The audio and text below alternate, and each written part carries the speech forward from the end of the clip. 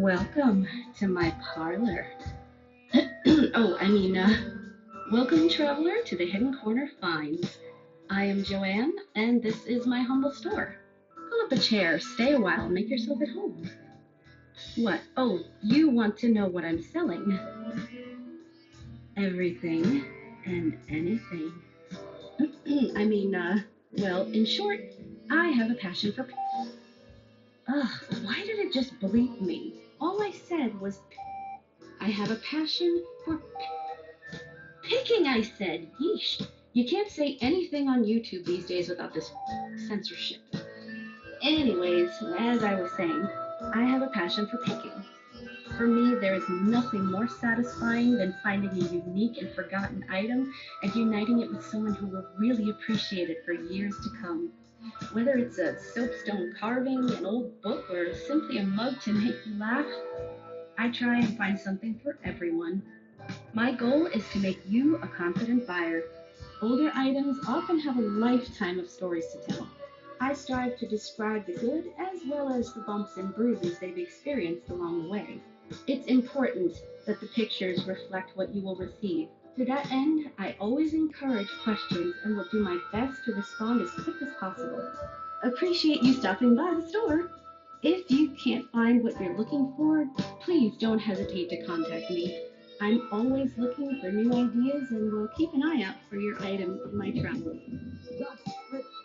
Honey, what the happened to my action figure collection? Whoops, gotta go. Bye.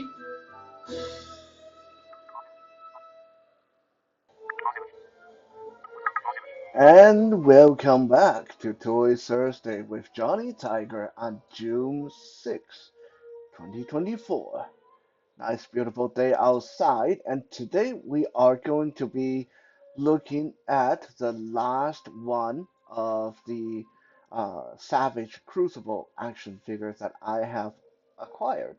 Honestly, I am starting to experience a little bit of a Lemurian fatigue at this point. I've unboxed two accessory packs and two Royal Guard, Lemurian Slade, Lemurian Savage, and finally yesterday I got around to Como of the Isles. So today we are going to look at the last one I have, and it's one that I anticipated the most, the one that I look forward to the most. I definitely left the what I saw should be the best to the end.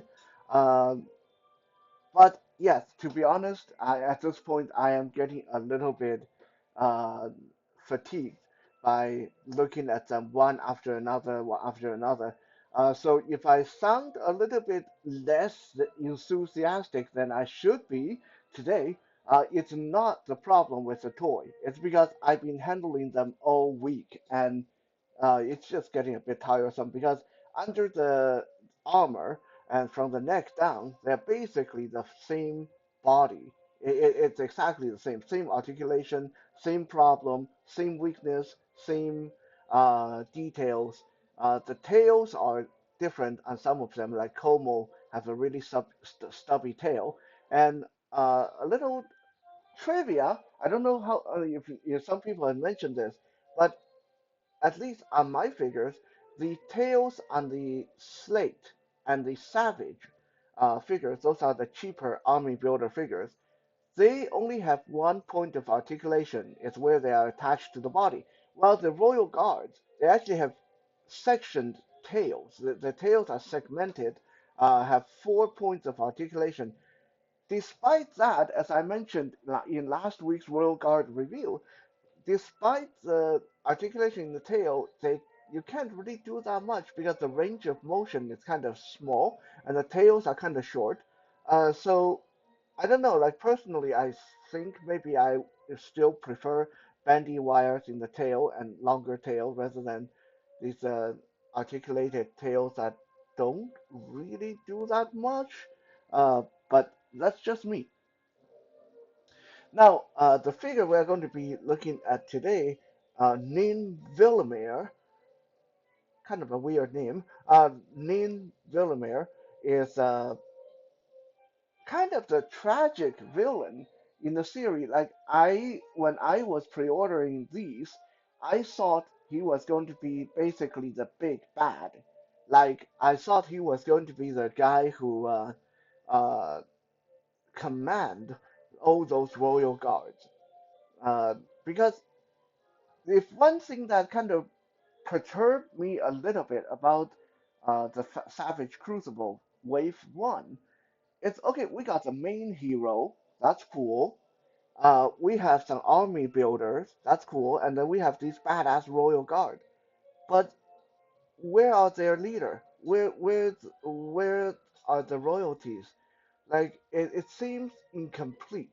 Okay, that like honestly, that is the biggest feeling I'm left with that wave one.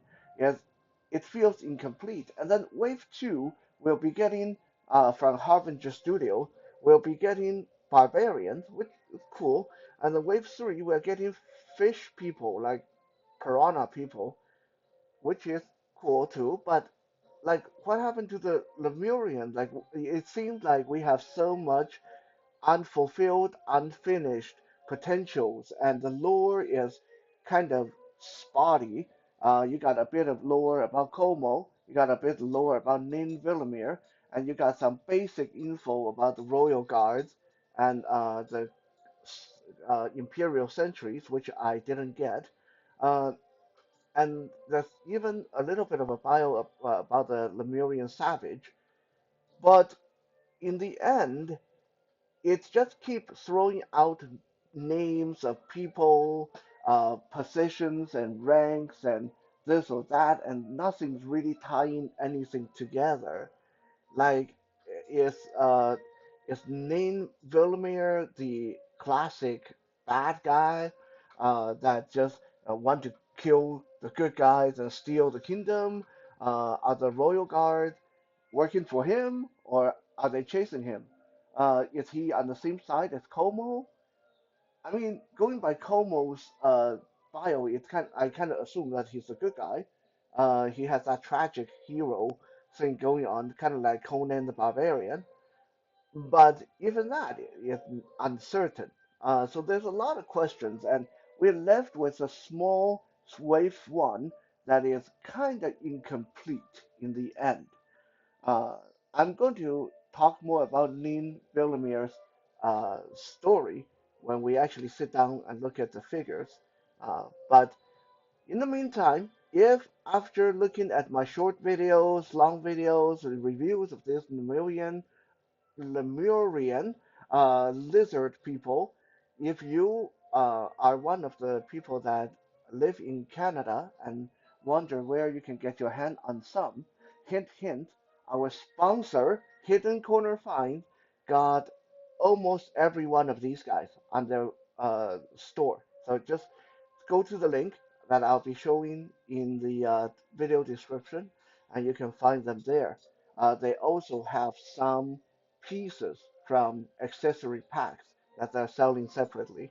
But as last time I checked, I know they have Nin Vilimir, they have Como, they have Royal Guard, they have the Savage, they have the Slate, they have everything there. So that's a good place to hunt them down if you are in Canada. I mean, if you're in the States, you can look for them too, but just know that the seller is from Canada, so there's going to be uh, maybe different like shipping options and stuff like that. Now, one thing I will say before we actually get this figure out of the box is that I highly recommend the accessory packs because one accessory pack comes with a mask that fits onto Como's original head.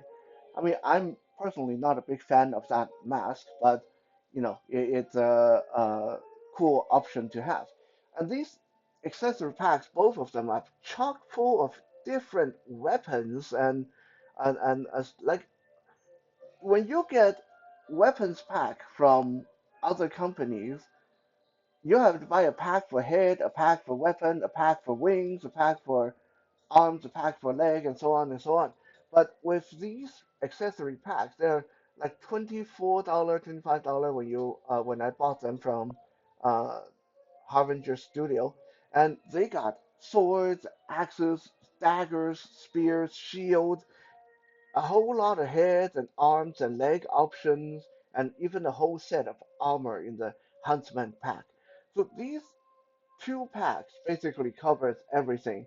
When we get to my review table, I'm going to quickly show you guys what I have done with my Royal Guard and Lemurian Slate and Savage figures. And you guys probably, if you've seen my short video, you can see some photos I took with uh, um, making alternative look with them using the accessory packs. And in the accessory pack, there are, I believe, two extra head you can use with Nin Vilimir. Uh, that can be pretty cool. Unfortunately, I don't have them anymore on hand because after I was done, because I wasn't going to use them, so I sold them to our sponsor and for them to take care of and sell in their store. So I don't have those on hand anymore, but yeah, there are two additional heads you can get in the accessory pack that will fit named Vilimir to give him more of a dinosaur look.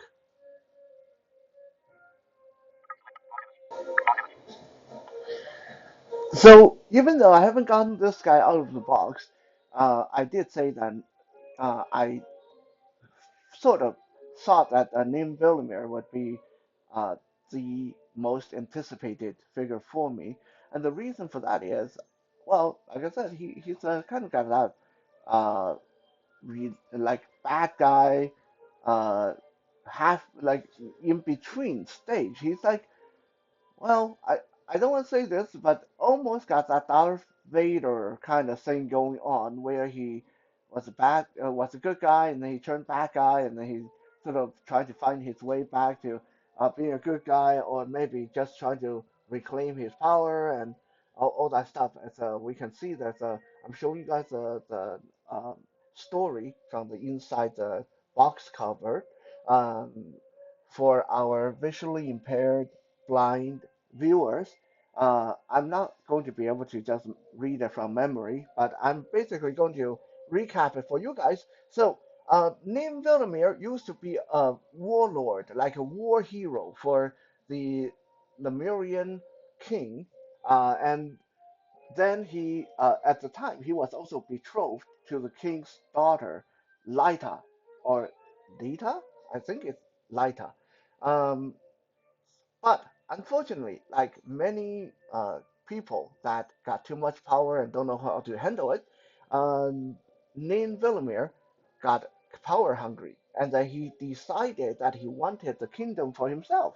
So he sort of had an affair going on with a witch by the name of Grouch. I don't know, like Grouch. I don't know how you would even pronounce that. It's a Gruoge. So let's just call her Grouch. Yeah, probably a grouchy witch. Anyway, so Nim Vilimir and the witch hatched a plot for him to kill the king and seize the throne for himself.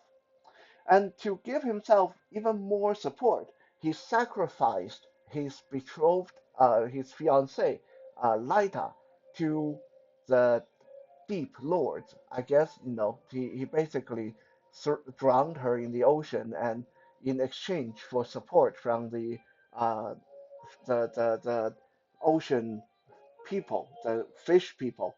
That I mean, I'm guessing that's what the deep lord is. Maybe they are some kind of sea god or something.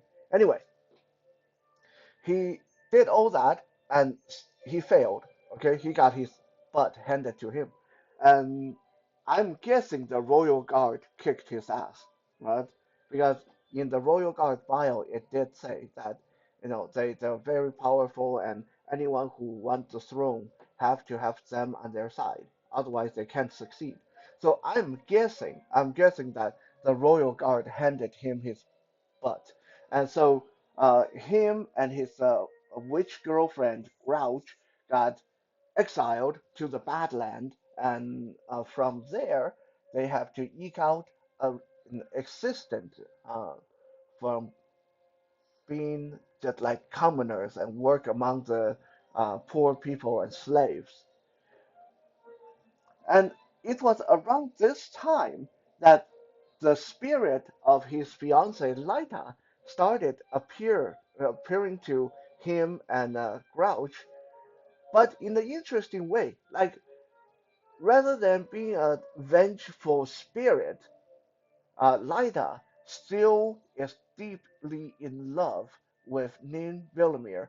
Like, she doesn't blame him for sacrificing her to the Deep Lord. That is kind of some really twisted, weird shit right there, right? Okay, so he's got a witch girlfriend. He's got this fiance ghost that is following him around, telling him how much she forgive him, how much she love him. And then the witch girlfriend got pissed off, and so the witch girlfriend concocted a death spell to destroy the ghost fiance. And unfortunately, the spell backfired and turned Grouch into a zombie. Like basically, she she is half dead, half alive, and her body is decaying, but she's still alive, but her spirit is trapped inside her body and she can't talk or communicate. So she's basically turned herself into a walking corpse because the spell backfired. And this is where we see that Nin Vilimir, despite of being a power hungry bad guy, has kind of a redeeming quality because he doesn't want to leave his zombie zombified witch girlfriend, and he doesn't want to kill her. So he's traveling around the world with this zombified girlfriend and his ghost fiance in a weird triangle relationship, trying to figure out how can he regain his power and build an army to take the kingdom. So that's basically all we know from the story. Um, Now, from what I have in my head is then it makes more sense for Nim Vilmer to be on the same side as Como, our hero of the story. At least in the beginning, I can see that Nim Vilmer being an ancient, more crafty warlord, uh, trick a much innocent and younger Como into helping him. Maybe help him steal some kind of artifact. And on their adventure, they're being hunted by the Lemurian royal guards and Lemurian imperial sentries because they are unknowingly, well, to Como, it would be unknowingly committing atrocities and crimes, but the Como is just being played by uh, Velimir all along. And then, while Velimir have this weird relationship issue going on with his zombified girlfriend and ghost fiance. So that is basically what I come up with in my head. I don't know how much of that would be canon, but anyway, makes sense to me that this guy is not the guy leading the royal guard, which go back to my original point. We It's so weird that we have a whole first wave and these royal guard, but there's no one leading them. It doesn't make sense to me. Um, Another thing that I will say before we adjourn to the review table is that Harbinger Studio missed an obvious opportunity to make a deluxe pack here because that first wave was very generic, really very basic. So you got five, six figures all built on the same body.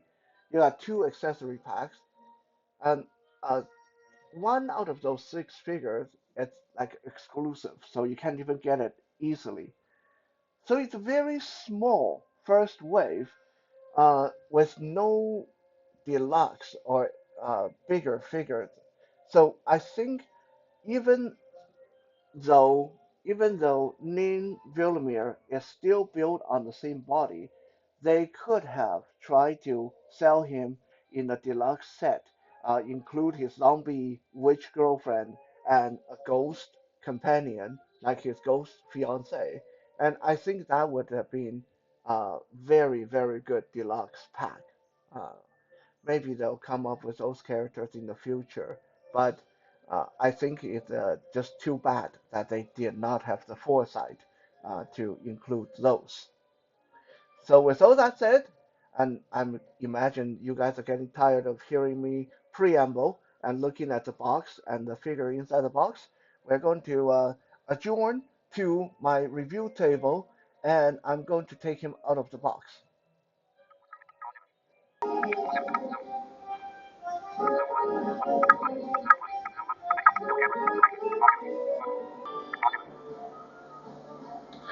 So before we actually look at Nin Vilimir, it took me a bit to get him out of the box and do all the necessary hair dryer, warming him up, and fiddling around with him.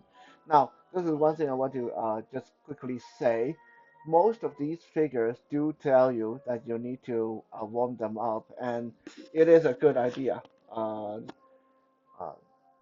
these are built really well, but the force it takes to pop them apart, to pull their body apart, pull their arm off, or stuff a head off, and stuff like that, sometimes it takes a lot of effort. And when you find yourself straining, just give it a break and take it to hot water or hair dryer, warm it up. Okay, it's not worth trying to be macho and break it. Uh, it's just part of the course for some of these figures that you need to warm them up. So if you break them because you use too much force, it's not the seller's fault. Even on the box, they tell you, please warm up the figure. Now, I don't remember when I was a child, I never had to, I don't remember ever having to warm up my figures or toys. I also broke a lot of figures and toys, so there's that, right? And also, back then, a lot of figures only had 5 points of articulation. When you only have 5 points of articulation, yeah, there's not as many things to break. But with things like Savage Crucible, the third-party figures from China, Mythic Legions, sometimes even Storm collectibles, you have to warm them up to ensure that everything is nice and pliant and loose. Speaking of which, I just broke a Storm collectible figure 2 days ago because I didn't warm it up. Okay, so yeah, that's a little bit of a PSA. Please warm up your figures. As I mentioned before we start, I am going to excuse the handler. I'm just adjusting the camera, trying to see if things are lined up properly. I'm not sure if my little LED base is working. So if it's not, someone can let me know in the comments. So before we look at Nin Vilimir, I want to quickly show you guys what I've done with my accessory pack and my Royal Guard and stuff like that. So first, I'm going to grab the one on the left here. This is the first Royal Guard I opened, and I left him pretty much the way he came, right? Uh, with a regular Royal Guard head, regular Royal Guard armor, but I did change out his weapon. He still has one of each, his orc sword and his curved sword, but I also outfitted him with this really cool shield from the accessory pack, and then this stabbing, like this makes me think of a Spartan gladius sword. Okay, so that's the loadout I gave him. So that's the you can call that configuration number one. Put him out of the way, and then we have configuration number two right here. Right? We've seen this one as well during my Royal Guard review, but what's new, you guys might not pick up on it. What's new is on his wrist and his ankles, I added these cuffs. These are actually the cuffs you can take from the Mythic Legion ogres, and they fit perfectly around the wrist and the forearm and shins of these Lemurian. So that's pretty cool. Uh, that is almost like this royal guard is so badass that he's killed a few ogres and now he's wearing their armor around his arms and legs as a trophy. Our third configuration, let me grab this guy over here.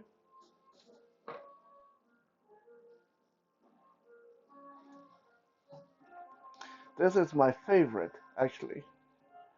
So this is the Lemurian slate in specialized Royal Guard armor. I don't do any painting or all that stuff. I don't know how to paint. I'm a good artist, but painting is not my strong suit, obviously.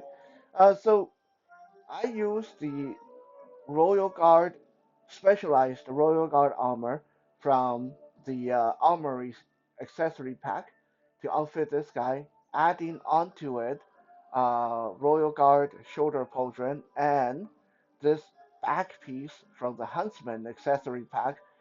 And this really bulk him up. This is like uh, this turns from Lemurian slate to what essentially in my head is like the captain of the guard kind of deal. Um, and he got the standard Royal Guard sword on the back, and he got the standard Royal Guard sword here on his belt, and he has this really cool glaive weapon in one hand, and then a little dagger in the other hand. So again, very cool loadout. And we put him aside. We got a nice lizard pile, lizard pile in the background there. Uh, one more I'm going to show you guys.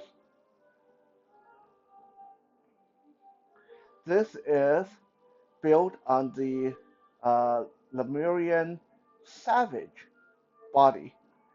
Right? This is a Lemurian Savage, but with the alternate head from the accessory pack and the Huntsman armor from the Huntsman pack,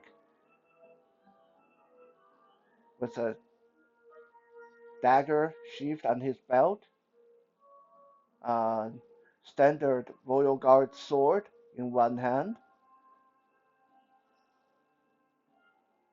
another Royal Guard sword sheathed on the hip there. That little dagger in the back tends to fall out sometimes. It's a little bit aggravating. It's mostly the shape of the dagger. It doesn't want to sit very well in the sheath. On display, it's fine, but once you start fiddling around with him, then it becomes more more problematic. Let me see if I can get this back in there. Nope, doesn't want to do it. That's okay. I'll mess around with it later. Um, Also, that's a dagger sheath on the chest strap there. Really, really cool. I had a heck of a time. I have a heck of a time getting this chest harness on this figure. This one. It's trying to get that chest harness to peg in, like because it's basically essentially it's like a vest. You're supposed to be just pull it around his arm, and then the snap closure you just push the peg into the notch. Well, the peg is rubber, the notch is rubber, and it's like trying to insert a marshmallow into a coin slot. It's really frustrating. Like it literally took me. You guys going to laugh at that. Literally took me almost an hour of fiddling, and finally I gave up on it. And what I did was I warmed up the figure, like the whole figure. I really warmed it up, and then I pulled off the arm and pulled off the head and pulled off everything. Get that? I put the leather harness together and then slipped it over the bare torso and did it that way. That's the only way I was able to get that over the torso. Which reminds me, when you are trying to get, because these figures come with little like water bottles and stuff like that you can pack into their belt. And a lot of people have mentioned that it's really difficult, and it is. So the trick actually is you need to warm up the figure, pull them apart at the waist, and take the belt off. Once you take the belt off and you warm up the belt, then the peg for the accessory will go in very easily. Okay, so once you get the thing pegged into the belt, then you put the belt back on the waist, and then you put the whole figure back together. It does take a little bit of finicking, and I can see someone who's not used to taking their figure apart getting really frustrated with something like this. Even for me, it was a little bit of a little bit of work trying to get these things to be able to get the accessory on their belt. Uh, Pegging things into soft rubber is just not fun at the best of time. So, without further ado, now here we have the big bad, or well, the exiled warlord Nin Vilimir. Will you please stay standing? I already mentioned in the last review of the Royal Guard that these things are so annoying when you try to get them to stand, so I'm not going to beat that over the head again, but it is. Okay, so Nin Vilimir, very, very cool. I already compared his story to kind of a Darth Vader. Design-wise, he reminds me of Shredder. He's got that Shredder vibe. He got spikes everywhere, okay? And this it's cool, but when you are working with this guy, when you're trying to pop things off, put things on, it hurts. Like these things are pretty rigid. Like grabbing him out, yeah, grabbing him literally hurts. I think that's the whole point of the armor. Now, first, I want to show this part. You guys can see I got his weapons. He comes with a dagger and a sword. These are really cool. His sword has a snake on the hilt. It's really cool. Like the sculpt of these Savage Crucible weapons are amazing. And being a weapon person, I can definitely appreciate them. And one thing, before I forget, I want to mention something that really impressed me.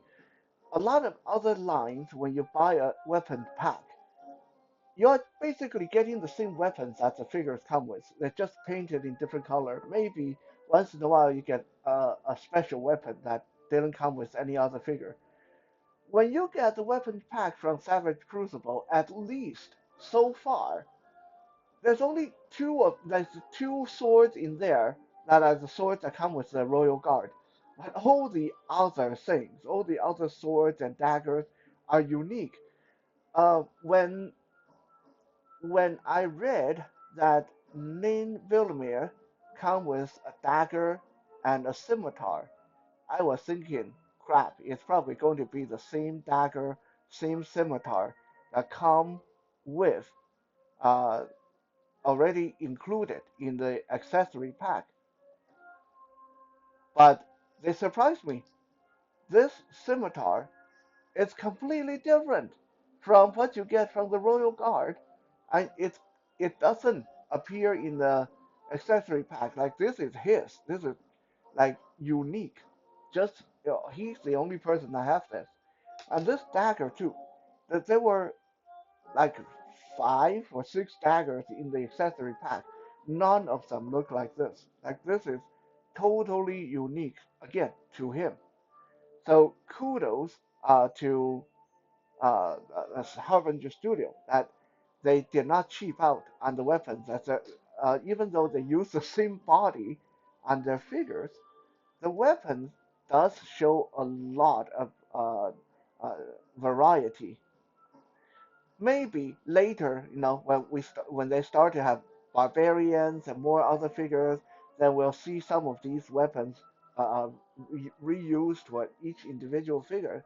But at least for now, they are very unique. So I love that. Back to Nin Vilimir here. The first feature I will say I love about this guy is, well, he got this cool spiky armor all over him, but his jaw, okay, I'm gonna bring him in, and his jaw can come open, and look at that. Look at that fearsome jaw. Like, he's got the biggest, scariest teeth of all the Lemurians that I've opened so far. Like all the other head I've seen so far basically don't wow me that much. They're cool, but you know, they're like, oh, lizard, lizard, dinosaur, dinosaur, half lizard, jaws open, jaws don't open. They don't really impress me as much as like this jaw is crazy scary. Right? Look at his fangs. And he actually got a tongue in here. There's a tongue in there. So that's really cool. I just wish that they could have made that tongue articulated. That would be even better. Um, I'm not going to go through the articulation too much because it's all the same as the Royal Guard. All these guys have the same articulation because they're all built on the same body. Weak ankle, toe hinge, can't stand worth shit. Okay, that's like that's a common trait through all of them. Um, but other than that, they have butterfly joints. That's awesome. Like, look how he can almost cross his arm over his chest. That's I love it when figures can do that. Okay, they actually have double jointed elbows and knees, but unfortunately, when they have armor on, these don't really work. They might as well be single joint elbows and knees. Okay, so uh, that's that's pretty sad. That when they have armor on, it limits the articulation, but I guess you can't really get around that. If you wear armor like this, you wouldn't be able to move very well either.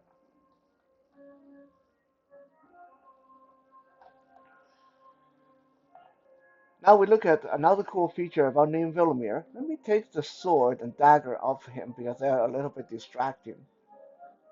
By the way, this is a good chance for me to show you guys. Here on his belt, you got this loop for his sword and dagger. These did not come with him. I rigged these on myself. Okay? He did not come with anything to help you hold his sword or dagger on his person other than in his hand. Um, that is really a big pet peeve of mine. Right next to action figures that don't want to stay standing, but when action figures, especially medieval fantasy figures, come with weapons, really cool weapons, but they don't have any way to hold them on their person, when they're not holding them in their hand. And yes, I know, Mythic Legion, Four Horsemen, I'm looking at you guys too. You guys have been improving on that. At least now you design sword scabbard, but in the old days, it's just a brown strap that you carry the sword on, which, yeah, okay, it kind of worked, but it was getting really old really quick. Um, when you don't come or when your figures don't come with things to holster or sheath their weapons, it annoyed me to no end, right? Because it limits your way of displaying them. Uh, so in this case, I used a push tie and just rigged up a little loop on his belt so you can slide the scimitar and dagger in there when you want to. Um, Harbinger Studio, I want to take this chance to say if you guys didn't have a pre-made weapon storage, weapon holsters, or sheath, then that's at least kind of excusable. But you have them. Royal Guards come with four on each of them, right? Total overkill. You can't tell me that you couldn't spare a few for Como and you couldn't spare a few for Nin Vilimir or for the Slate or Savage, right? Like I think when you already have those things and you have them so much of them that you're sticking four of them on the Royal Guard and the Imperial Sentry, that you can spare a few for these other guys as well. So not including them, I think is a serious oversight. Anyway, bitching aside, let's look at his really cool tail. Okay, he's got the deluxe tail. What do I mean by the deluxe tail? He got the Royal Guard style tail that have four joints in it, but unfortunately, again, they don't really have that wide a range of motion, so they kind of just wiggle a little bit. But his tail's even more deluxe because they're armored. Yeah, he got armor, spiky, painful armor covering his tail, and he got these serious spikes attached to the tip of his tail. Like this guy is serious about doing damage to whoever tried to grab him. Like this is not someone that you want to try to grab by the tail. So other than tail and the jaws, uh, and the butterfly joint and the double joints that don't really work unless you want to take off his armor. Arms go in and out. You want to get him to give you a hug, he can do that. Body, nice crunch. Okay, like he has a joint in the chest and a joint at the waist, so you can get him to crunch really good. Like this guy can really curl up, bob left, right, lean back, right? And this is something that's kind of weird on this guy. On the belt, the front flap can swivel. So, like, why? Like, so he can swivel it aside when he have to go pee, or what's the logic there? Why is a front flap uh, with removable or have a swivel on it? I guess the logic is that this way they can reuse the belt and just put new piece in the front. But I don't know. I still like the thought that when he had to take a leak, he just like pull this to the side. um, on this side, on the right side of the belt, we have a water or a potion, a little potion bottle or something. Maybe it's whiskey. I don't know. That I had to do what I was telling you guys. I had to heat him up, pull him apart, take the belt off to peg that in, because otherwise there's no way that was going in. Leg, basically the same as the Imperial Sentry and the Royal Guard and all the other. Because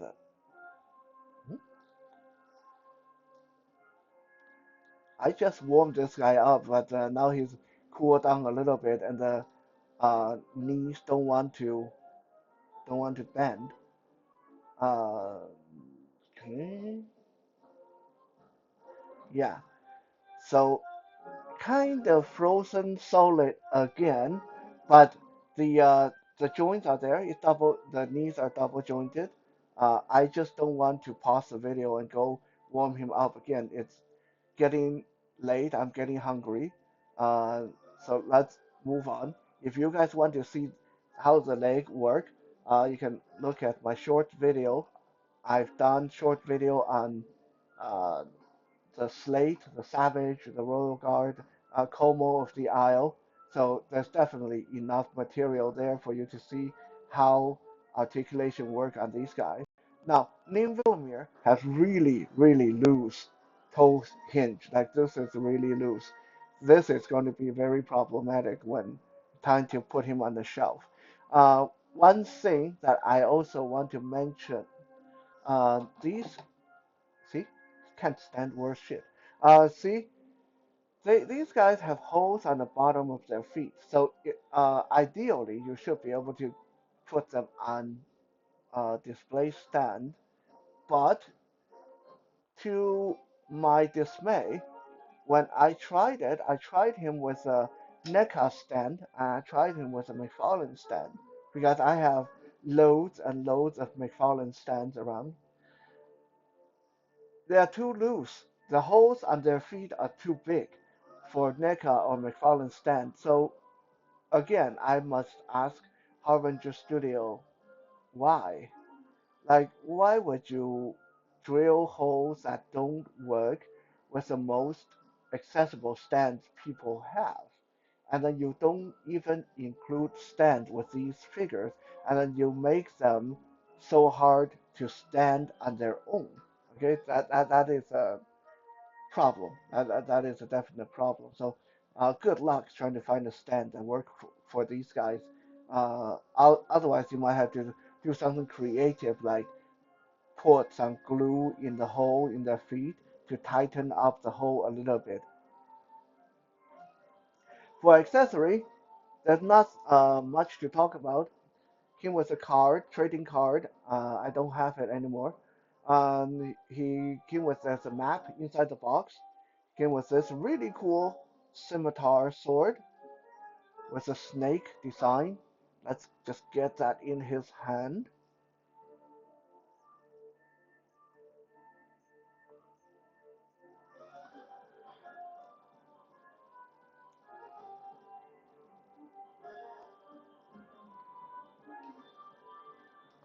And then he came with this nice little, well, it's not so little actually. It's quite a sizable dagger he can hold in his other hand or carry in his belt.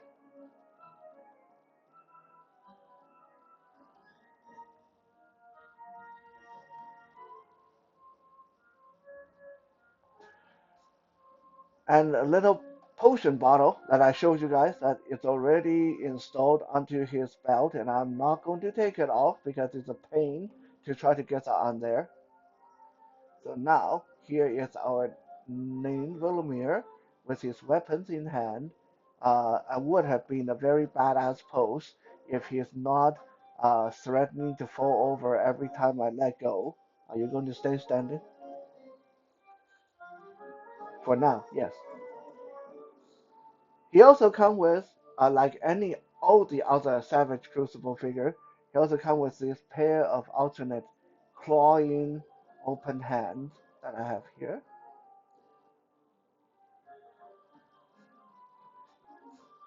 But basically, that's it. He's exactly the same size.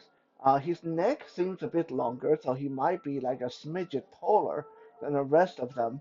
But like I said, I'm suffering Nemerian fatigue at this point. I've handled all of them within a week, and yeah, he just fell over. I didn't even touch the table. Um, like I mentioned in last review, if you want them to stand better, flex their toe down a little bit. That usually will help. But in his case, his toe joints are so loose that this is not going to really help him. So um, I will need to maybe find a better way to do this one.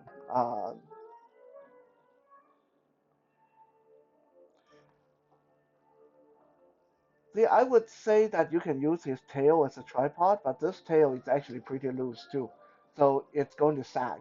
It's yeah, yeah. This guy,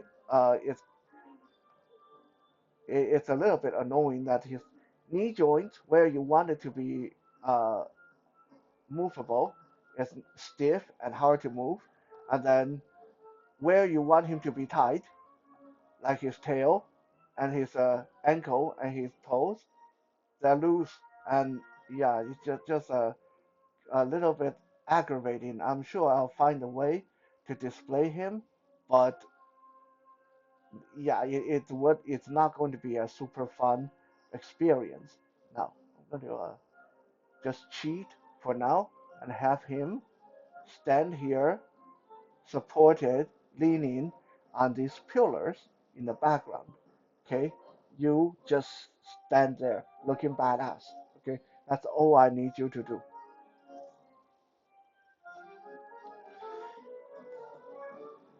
Size-wise, it's just about 7 inches, like all the other Lemurians that we've uh, looked at. Um, he does look a little bit bulky, more bulky than the others because of the all this spiky protrusion on his armor, but he's still not as bulky as my customized Slate Royal Guard leader. Like, yeah, this guy, that's bulky, okay?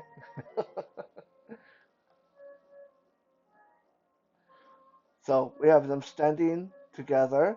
Uh, I will say, it's quite impressive that despite they all use the same body, these two look like completely different character, completely different figure. So I am impressed by how much variety you can get out of these guys with the accessory pack, with their armors and their weapons and loadout. So that is pretty good. Um, I am very glad that I'm finished looking at these guys. I'm looking forward to buying the next wave. Some of them anyway. I'm not too big on barbarians, but I'll probably get a couple of them to support the line. But I'm totally looking forward to wave three, where we get aquatic fishmen. I think that's going to be totally something that I'm into because we don't see those very often. So I hope you guys have enjoyed this week of uh, Savage Crucible, Lemurian lizard people with me. Um, if you haven't, check out the short videos of the ones that I have put up, and I will put a short video up for some close-up shots and package shot of Nin Vilimir in a little bit. I'll see you guys tomorrow at Fitness Friday.